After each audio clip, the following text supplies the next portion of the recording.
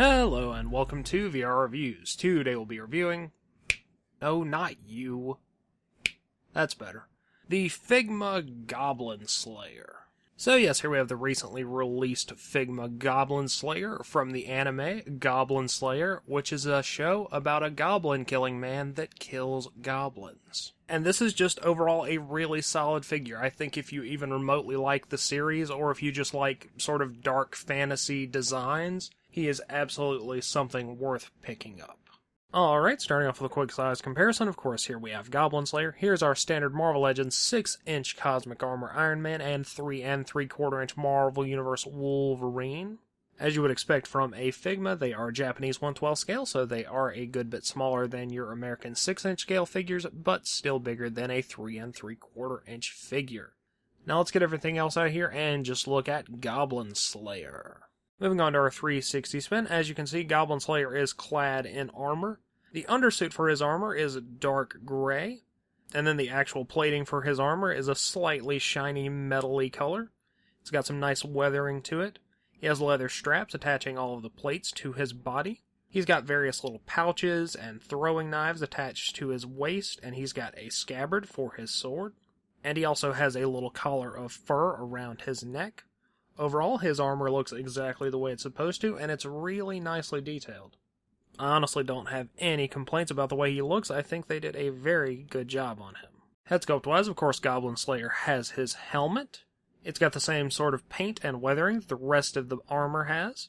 It's got those little vents in the front. It kind of reminds me of Havel's helmet from Dark Souls. It's got the two broken off horns on the sides, and it's got the red plumage there on the back. It looks exactly the way it should, so I have no complaints there. Articulation-wise, Goblin Slayer has really good articulation, pretty standard Figma stuff. His head moves forward and back, side to side, rotates. It actually moves a lot better than I expected it might, despite the helmet and collar potentially getting in the way. It's actually pretty solid. Also, the little tassel there on the back moves up and down, side to side. He has double ball pegs on the shoulders, so those move around really well, in and out, forward and back. Bicep cut. Hinge and rotation in the elbows, hinge and rotation in the wrist. He has ball peg in the chest and waist, so you get some nice body movement. Hips move in. Hips move in and out, forward and back, rotate around on the joint. Hinge and slight rotation in the knee. Hinge and pivoting in the ankles, and a toe joint, so you should be able to get him into plenty of cool goblin murdering poses. Accessories-wise, Goblin Slayer comes with a few things. He has 3 sets of hands, 2 fist hands, 2 holding hands, and 2 open palm hands. Then he has his short sword, his shield, and a club. And lastly, of course, he has his standard 3-jointed Figma arm stand. All these accessories are perfectly fine and usable.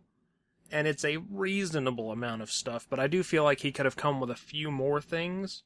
The Nendoroid one, for example, comes with a torch, and his little glowing eye effect, and a goblin. All of that stuff would have been nice.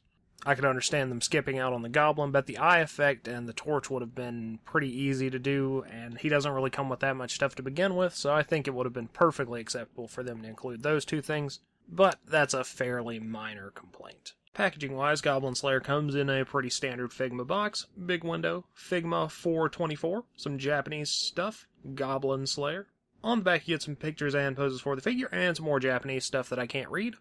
As always, these are good for in or out of package display. And that about wraps it up for Goblin Slayer. So until next time, goodbye!